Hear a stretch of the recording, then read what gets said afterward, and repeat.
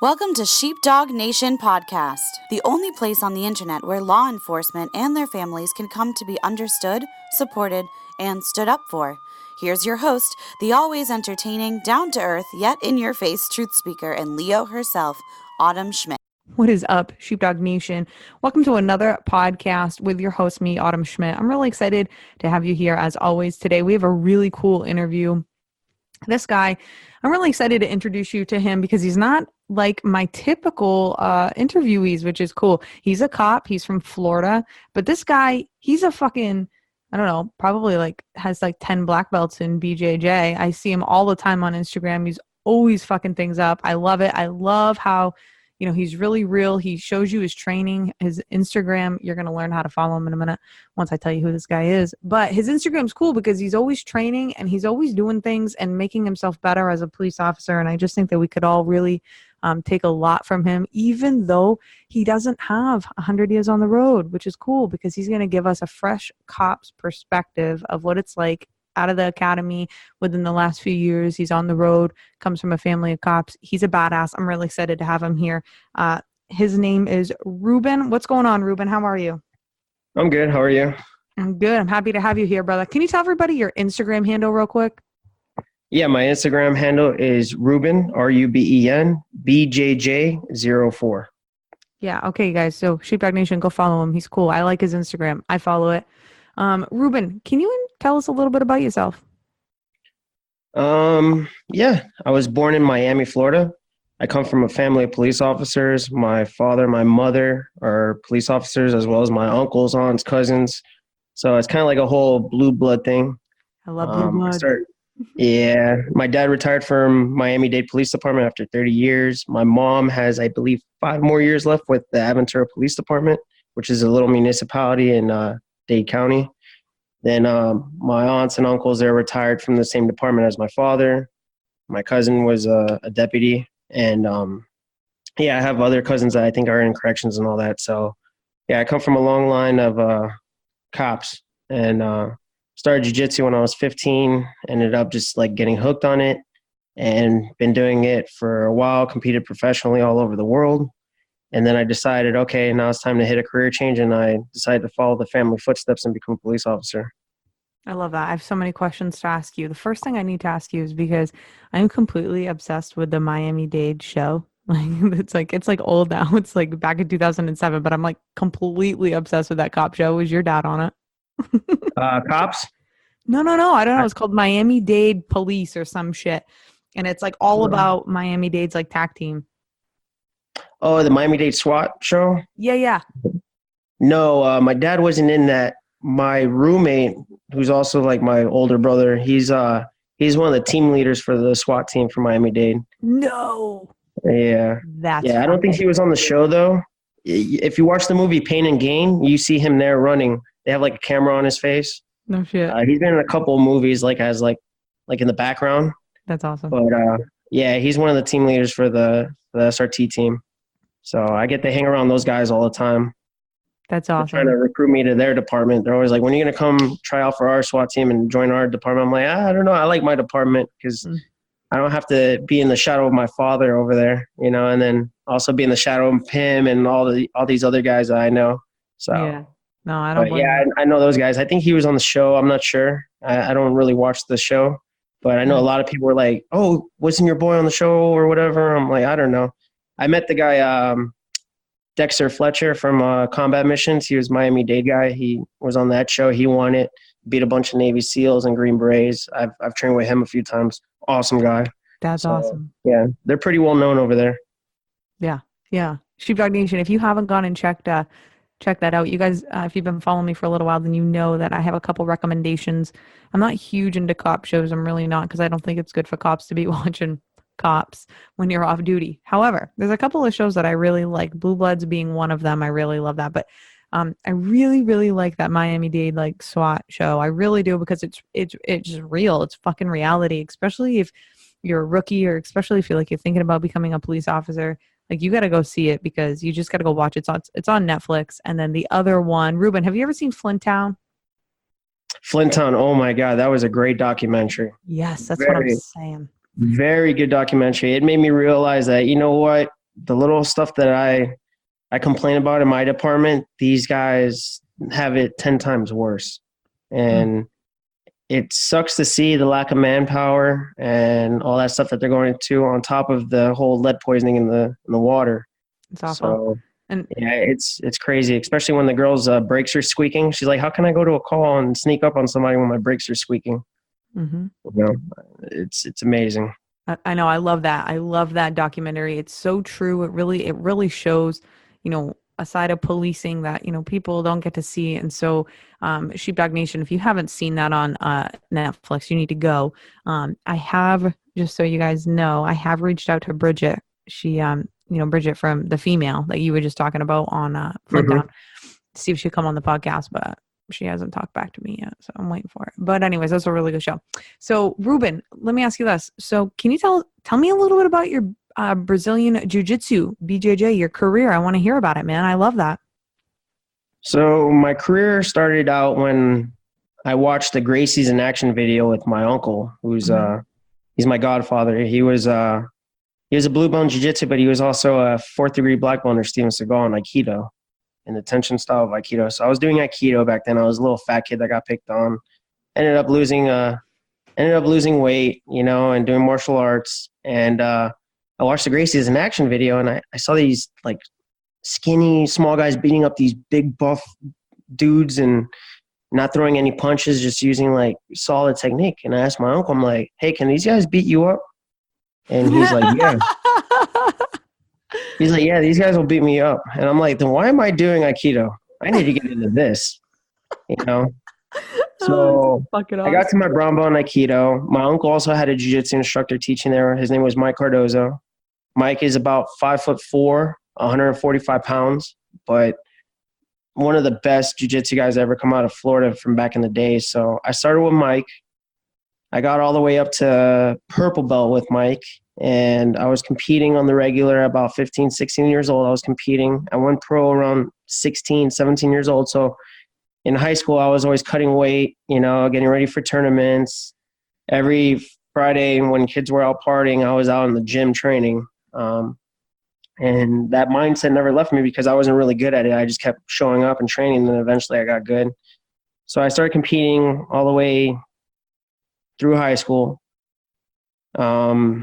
Then my team that I was on, Extreme, we had a little split. So when I stayed with my original coach, there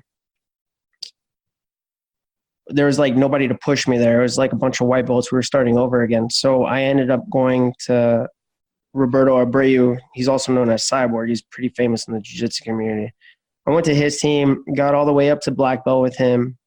And then I had a falling out and went to my current coach now, which is Tom DeBlas. He's out of New Jersey.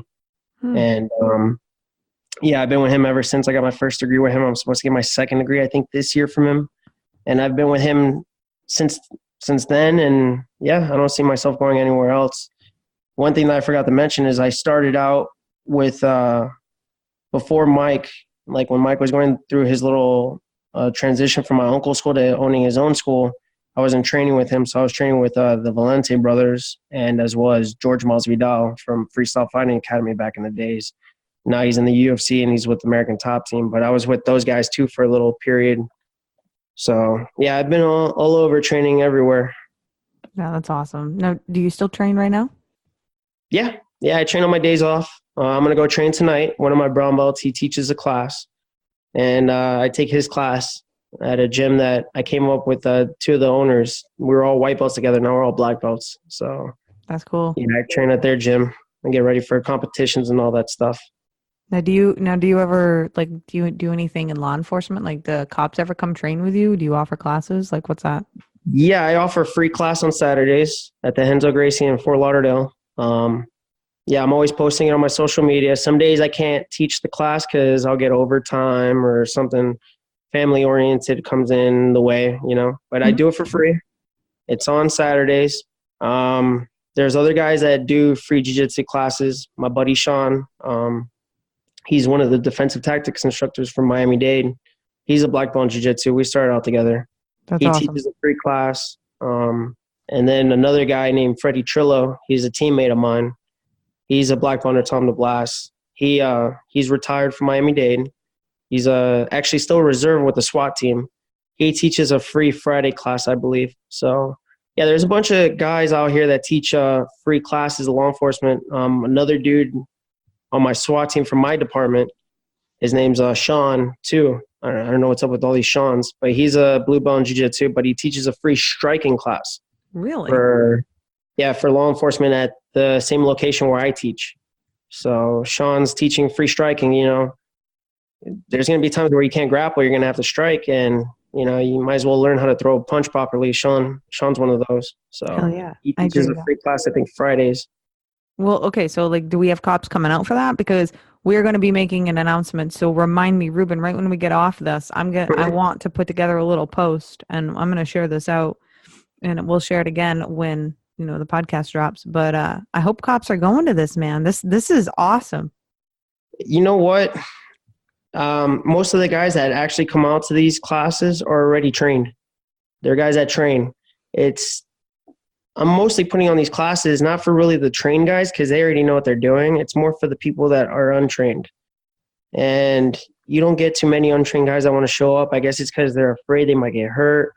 They might be an ego check for them. Mm-hmm. But I tell guys all the time, and I don't even really talk about it at work, that I teach every class unless people come up and ask me about it, because I don't want to feel like, I'm trying to push something on people. I'd rather them just come on their own free will than me being like, hey, you guys need to train, you need to train, you need to train. Mm-hmm. Rather than, hey, if you want to train, I'm here. If you don't, that's cool too. But I'd rather people get the reality check in training than on the street where it actually counts. But, Absolutely. You can't lead the horse to water and force it to drink, I know. I couldn't agree more. And sheepdogs, if you're listening, you all need to be training. You hear me say this all the time. I don't care how far removed from the road you are. Get back in there. Do not let go of that mentality. Shit's changing. I can tell you about so many instances where cops are getting in fights with people now, and these people are getting down on their backs, and they're getting an open guard, and they're like, let's do this. And you're like, fuck. As a cop, you're like, damn, because now they're trained. And if you're not trained, what are you going to do? You're not going to beat that. You're just not, especially, you got people off the streets that are freaking blue belts, purple belts in jiu-jitsu. And I'm going to tell you, black belts in jiu-jitsu. I'm going to tell you right now, there's no academy defensive tactics that you're gonna fucking learn that's gonna save your ass on that, if you ask me. I'm just gonna tell you, because I've fought them and I've had my ass handed to me on many occasions by black belts, and it is not a fun situation. So if you're not training, I have no idea why you're not. If you're in Florida, South Florida, if you're near the police departments that Ruben and I were just discussing, get your ass in there, especially if you're untrained. There's no egos. They want to help you guys. There's no shame in showing up and being like, hey, listen, life got in the way.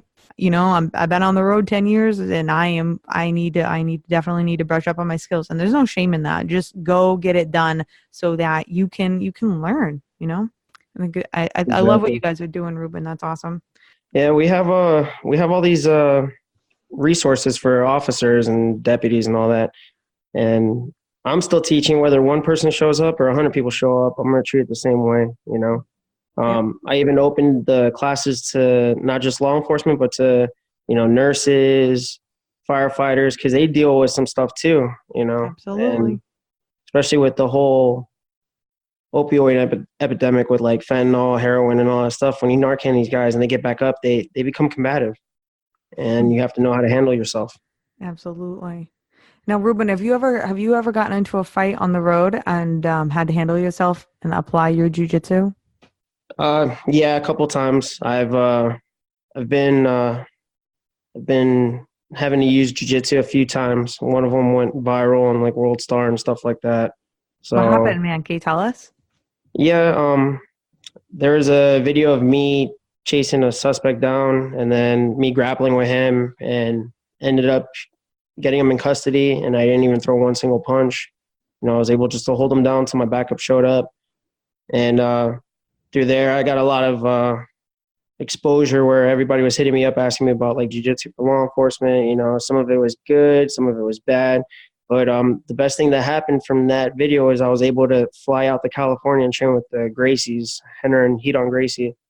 and get certified in the Gracie combative system for law enforcement that they just specifically made for law enforcement.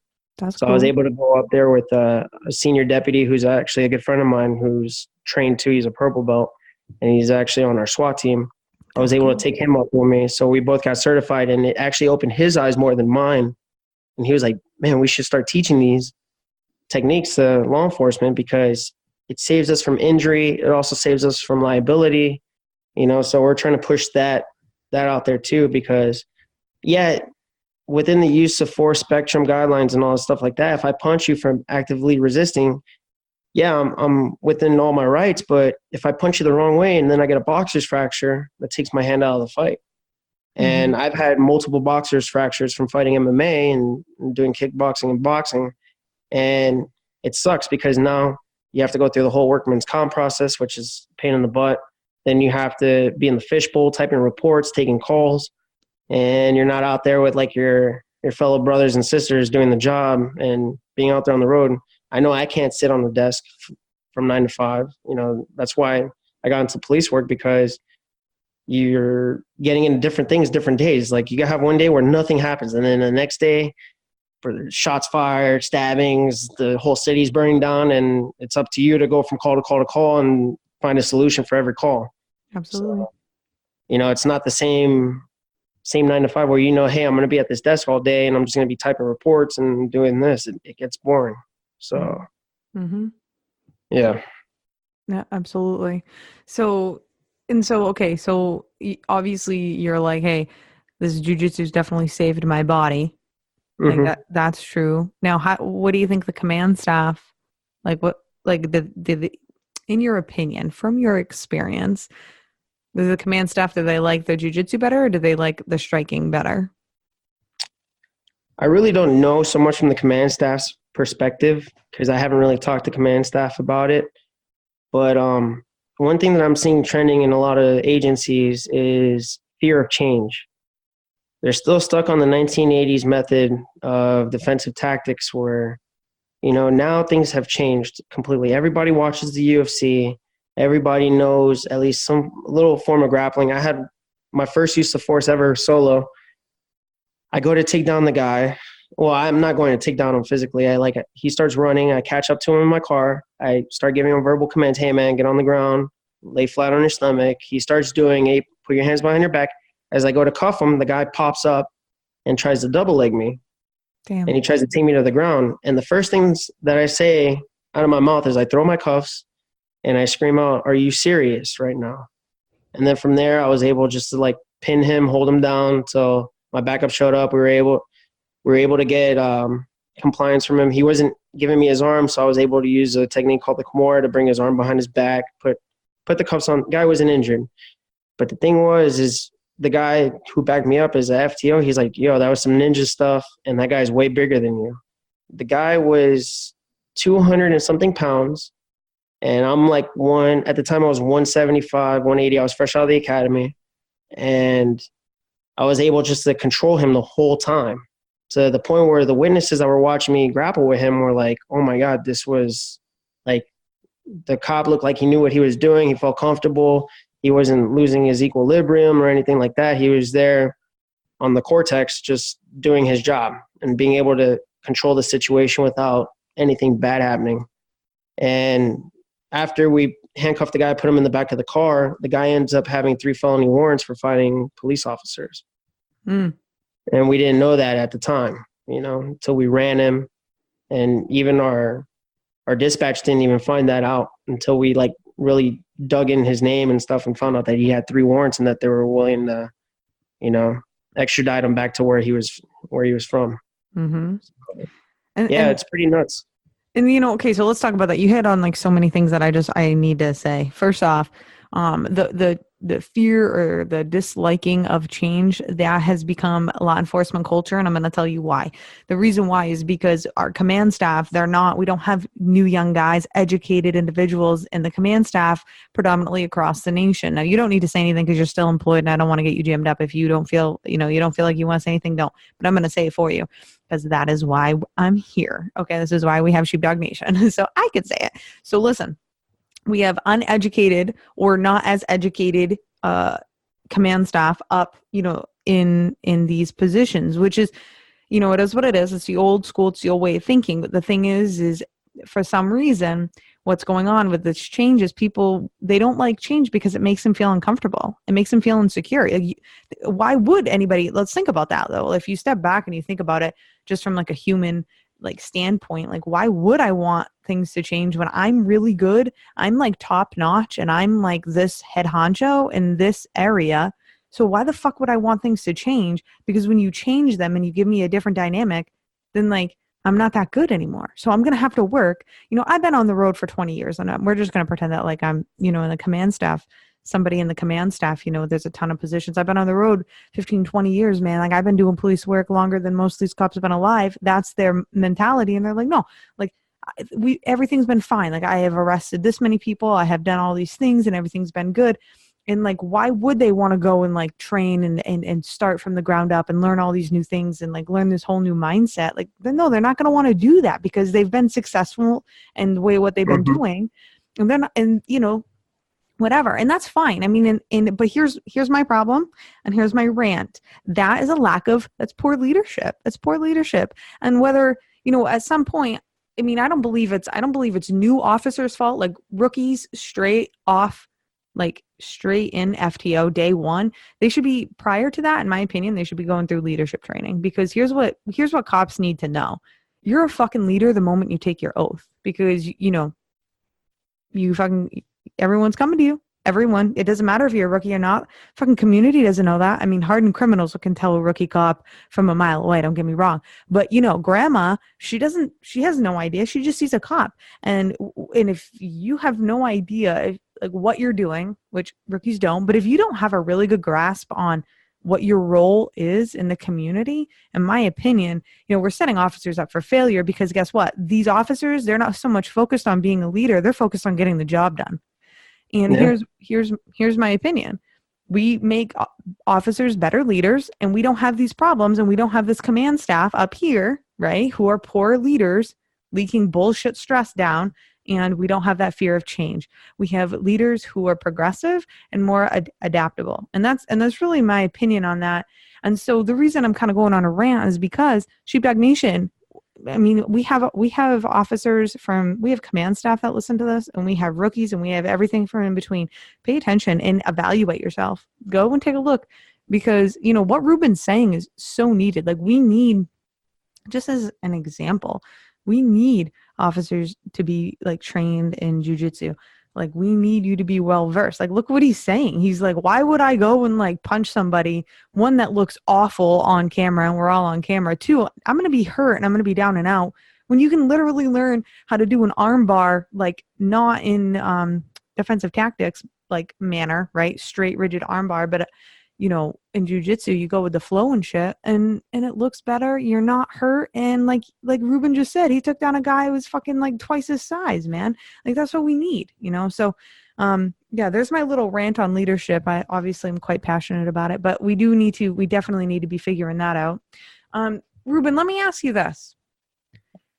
How would you say that being a cop has affected you in your personal life? We're going to kind of transition a little bit. I want to know what you've experienced. I mean, you grew up with a bunch of cops, so the life really isn't a new thing to you, but would you say that, you're a couple of years on the road and shit, has that affected you personally? Yeah, it's affected me actually a big time, that I'm noticing. More quiet now. I've been actually, a lot of my friends see a difference in me now, and I never really understood it until understood it when I came in contact with my parents after a shift. And I remember when I was a kid and stuff, my mom works midnight. She still does work midnights. I don't know how she does it, but she loves being on midnights when she could go on days and stuff like that. I'm actually on days. I'm not on midnights.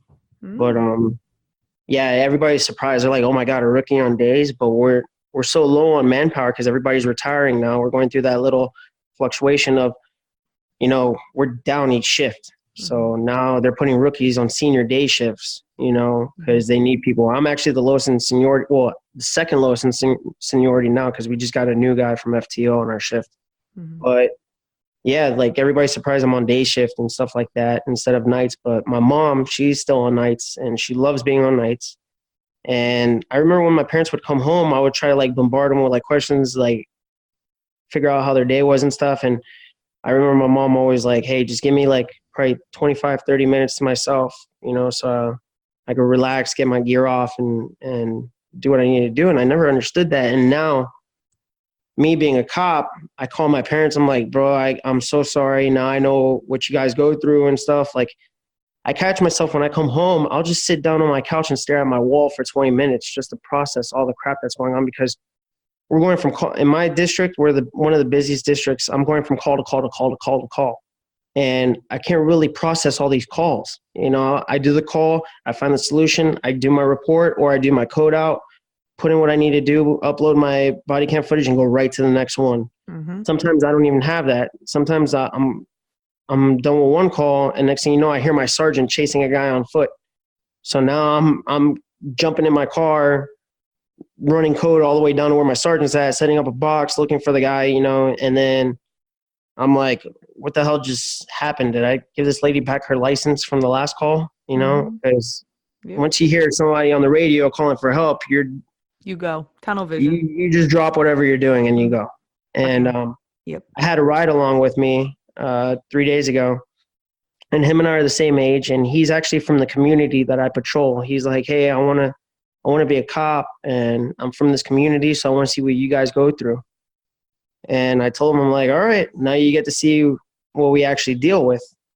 And he saw what we dealt with in his community. He's like, I never thought that you guys went to so many calls, and some of them were just very stupid.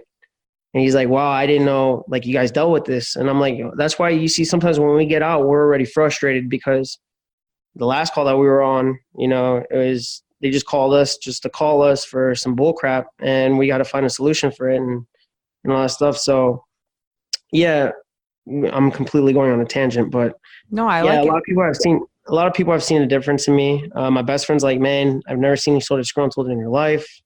You're only a year on and you're like very different. Like, you're quiet. You don't want to go out. You don't want to do this. You just want to train, come home. And yeah, I see a difference, and I'm trying to change it. It's just, I'm so used to like being on a jiu-jitsu team that I'm trying to transition to being a cop now, where it's completely different. In agencies, you have to deal with not only what's going on outside, but what's going on internally, dealing with people that are talking about you, rumors, the whole High School Musical drama, whatever the hell. And then on top of that, you have to deal with people that want to hurt you outside of the agency. And when you go on calls, you don't know who's going to back you up and if they're going to actually help you when they back you up. Or if they're going to be a friggin' problem because they don't know. Yeah, or they're going to be a problem. You see it so much that you're like, wow. But I'm changing it. I'm reading more. I'm actually reading a book my parents gave me, which is the emotional survival of law enforcement. Yeah, survival. Mm-hmm. Yeah, emotional survival. I was reading it yesterday while I was on overtime for a little bit. When I was in between calls, I would read it. Mm-hmm. And it's actually helping out, So I'm just trying to keep like a more positive mindset little by little. Also, another thing too is after I work a 12-hour shift, I don't want to go work out. I don't want to do anything because I'm just so tired. Waking up at 4 a.m, working from 6 to 6, and then coming home an hour of traffic in between. So I get home around 7:30, 8 o'clock, and I'm exhausted. I don't want to go run. I don't want to go train jiu-jitsu. I don't want to go lift weights. I just want to sit down, process my day, watch a little TV, and then go to bed just to do it all over again. Yeah. So on my days off, I try to take the most out of my days off. Like, I do all my cleaning, all my laundry, all my training, all my whatever I have to catch up with. On top of that, trying to see my parents as much as I can, because now I don't live in Miami anymore. I live a little bit further north. So I visit my parents, hang out with them, talk to my dad about retirement, talk to my mom about what she's going through on the job. I know you're talking about shows. My mom watches The Rookie. Mm-hmm. And I watch that show too with her. And I tell her, I'm like, man, half of this crap is bull crap, but some of it's legit, but most of it's bull crap. But I watch that cop show just to have something to talk about with my mom besides the like job, just talking about like all the theatrics of the job on TV. Yeah. Because my roommate's like, why are you watching a cop show when you just got off duty? I'm like, this is something that me and my mom talk about. This is like a conversation thing for my mom.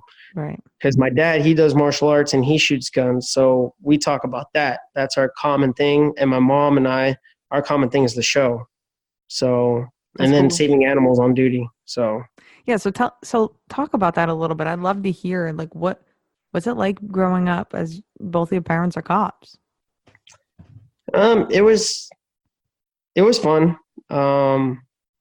My dad, he was, like my dad's like my best friend. Like we always, when I talk on the phone with my dad, people are like, "Oh my God, you talk to your dad like that?" Like my dad and I, we're at that time now where we just like call each other like names and stuff like that. And he's like, "Oh, I work for a real department, you don't." And then I'm like, "No, I work for actual like sheriff's office. You work for a contradiction. You guys are both the police department and a sheriff's office." And he's still a reserve. He wanted to become a school resource officer. And I told him, "Hey, man, you did your 30 years. Relax now. Stay as a reserve with your squad," because the thing about his squad is that they're very tight. So when he left, they were all heartbroken. So he stayed on as a reserve and stayed on with them. So he goes out once a month and patrols with them, hangs That's out with awesome. them. That's awesome. So, yeah, my dad's always cool. He was on the original multi-agency gang task force. He was one of the leading guys in Miami for gangs. He did it for 16 years and then had enough of it and went to court services and forcible writs. So he did that till the end of his career.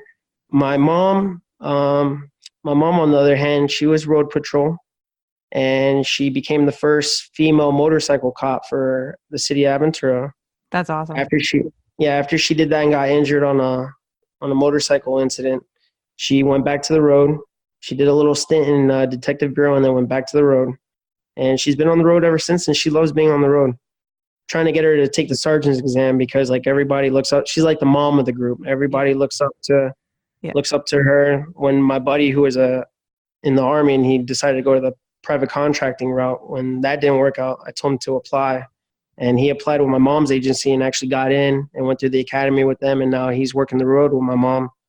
So her sergeants always call me up because they all train jiu-jitsu too. Her sergeants call me up and they're like, "Yeah, your mom's like the person of the group that everybody goes to, and ask her for advice and what to do."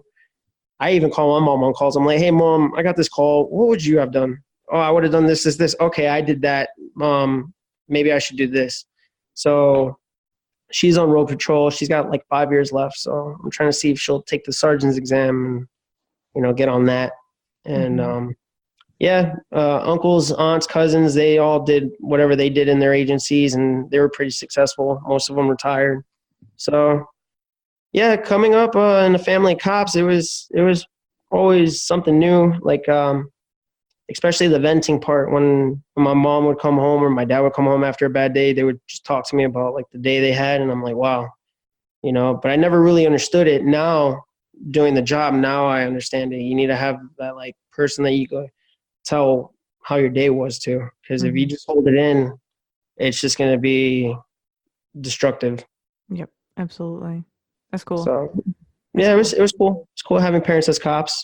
People thought they were like super strict. They're actually the coolest parents ever, as long as I didn't mess up, or got in trouble. But then again, I was in martial arts and music and always doing something. Yeah. So they had me in that to keep me occupied. So I was never a problem child. Yeah, that's cool. Now let me ask you this, kind of transitioning. Ruben, you've got a pretty big, like social media following. What do you use it for? Like as a cop, or what do you use it for? Like what's the point that you're trying to get across? Because you're very active. On social media, like I just try to. The problem that I see with social media now is that you have all these people that are using social media just for their own personal gain. Mm-hmm. For me, it's not about personal gain. For me, I can shut down my Instagram and it's not going to change who I am as a person. But I use it as like a platform to speak about training, also being yourself. There's people on social media that they're completely opposite than what they are in real life. Mm-hmm. I was actually just talking to a buddy of mine yesterday about it while I was on duty, because he called me up to figure out if he's going to go to the range with me Friday. And he has a huge social media following. His name's Cable. He's got like 40,000 followers. He's a cop too in Miami. And he called me. He's like, bro, you know what? I never thought we were going to be this cool. And I asked him, like, what do you mean? He goes, man, when I saw your profile, I saw that you were black belt in jiu-jitsu and stuff and all this and that. And, you know, I thought you weren't going to be an approachable person. He goes, when I met you at this free law enforcement course for shooting that my buddy Menacall puts on, I was one of the cadres. I walked up and I introduced myself to everybody. I shook everybody's hand, you know, asked them if they need anything to contact me or whatever. He goes, I never thought you were that type of person. And I started laughing. And I go, you know what? I thought the same about you. I thought through your social media presence that you were just like this buff cop that's just a douche and all this stuff. And you actually ended up being one of the coolest dudes that I know. And when we go to the range, you don't have an ego. You ask me for what I need to learn. And then I ask you, you know, the same thing. Like, what do you think about this? For him, it's more like the workout dieting stuff. Cause I kind of let myself a little bit go. Training's kept me in shape, but I'm not as in shape as I was when I started the academy or anything like that. Cause, you know, sometimes you don't eat like healthy how you're supposed to. You just eat whatever you could get on the go, and takes an effect. Diet tips. He asked me about gun and jiu-jitsu tips, and it's cool that from social media we're buddies, and that, you know, we go off of each other's vibes, but we judged each other from our social media. Mm-hmm. And I see a lot of like cops that are, you know, using their social media for personal gains to get sponsors and all that stuff. And I'm not about that. I'm more about, you know, letting people know that they need to train, being with the community. Mm-hmm. You know, the reason I became a cop wasn't the whole cliche, you know, I'm trying to change the community one person at a time. The reason I became a cop is because, first of all, it's legacy for me, mm-hmm. you know, to follow my parents' footsteps, who are like my biggest role models. Mm-hmm. And on top of that, to try to make a difference so, you know, fellow cops don't get hurt on the job or even killed or, you know, all that stuff. So that's what I try to put out. And, you know, hopefully I think I'm doing pretty good, you know, because I'm on this podcast with you, and a lot of people hit me up for stuff. And I also get a lot of people that were on, like, you know, the edge of whether they want to become a cop or not. And they've messaged me saying, hey man, you're like my inspiration. I want to be a cop now. That's awesome. It's awesome. You know, I don't feel like that person, but it's awesome to have, just with the little year that I have on the job, people hitting me up, and it's being like proactive towards their career in law enforcement. Yep. No, I love it. And I love hearing what you're doing and the reasons behind it, because you really hit the nail on the head. Is, you know, some people are not using it for the right reasons. And I know you are. That's why I wanted you to on here. And as I like how humble you are, and that you will talk to people. And I like your social media. So keep going. I like that. Sheepdog Nation, go follow him. You're going to be able to go and get his handle. It's going to be right in the show notes, so you can just scroll down and get it. Ruben, before we let you go, do you have anything else that you would like to say to Sheepdog Nation? No, just keep doing what you're doing. It's good to have an outlet where cops can listen to other cops talk about things that are going on, you know, because I've noticed, even though we're all different agencies and different districts and different states, we all go through the same crap, you know. Yep. Absolutely. I've met cops from other agencies. I'm like, oh, I had this call last week. And they're like, yo, I've had that type of call too, bro. It's crazy, you know, and I handled it this way. Yo, I handled it the same way. It's pretty funny, you know, because like I said, I call my mom. I'm like, hey, I got this call. Like, what would you do? And she's like, oh, I've done this and this. I'm like, okay, I did the same thing. Cool, you know. Mm-hmm. And there's so many outlets for cops to go to besides like your podcast and stuff for training and stuff, that guys will put on free courses. Yeah. And they don't take advantage of it. You know, it's mm-hmm. free. People are donating their time to make you better. Mm-hmm. The least you could do is show up. Absolutely. And they can hit me up on social media, ask me about like locations to train at and stuff. Mm-hmm. I'm always there. I'm always posting on my stories, whoever has free training courses. I know my buddy Sean, Ready and Able Defense, he's always doing free striking classes. Another buddy of mine who's retired from Hialeah SWAT, he's actually really famous on Instagram, Real World Tactical. Mm-hmm. He does one free 3-day course, vehicle CQB in Miami, and he only opens it for 20 slots, but it's free. You know, we had guys from California come out, guys from Ohio, you know, SWAT guys, they all took advantage of it. And he did like vehicle stuff, which a Mm-hmm. lot of cops don't know, because where are you at most of the time on shift? You're in your car. That's your office. You're That's typing right. your reports in your car. You only go to the station when you need to go to the station. You try to stay away from the station as much as possible. Mm-hmm. You're always in your car, but nobody thinks that that's where you're going to get ambushed most of the time. Do you That's know how to fucking right. fight inside? Do you know how to fight inside of your car? Right. You know, guys like Tony and my other buddy, Jesse Menacall, and his whole family. His whole family's law enforcement too. His brother's on Miami-Dade SWAT team. His dad's the former chief. Actually, my mom worked under his dad when she first started as a cop with Sweetwater PD. So they do free law enforcement courses too, you know, and then they do discounts for law enforcement. And then you got guys like Freddie Trillo and a bunch of other jiu-jitsu guys that do free classes. So you have all these plugs that are here in Florida and everywhere else too. You know, there's other states too that they're putting free jiu-jitsu on, you know, and they're doing the whole make it mandatory for Brazilian jiu-jitsu. You see that all over the place. These guys they're doing it for free. And, you know, I'm always shouting them out because it takes a special person to do all these free classes, and you only have one person show, but you still keep doing it and doing it, you know? I totally understand. Well, thank you, Ruben. Thank you so much for being here. We really appreciate it. Had some good takeaways from this podcast. Sheepdog Nation, like I said, I've said it a couple of times, but if you want to hang out with Ruben, and trust me, you do, because you'll like his Instagram. You'll actually learn shit from his Instagram too, which is cool. You're going to go check him out. Ruben, tell us your handle again. It's going to be Ruben, RUBEN, BJJ04, and it's on Instagram. Yep, and it's going to be right down in the show notes. So make sure you go hang out with him.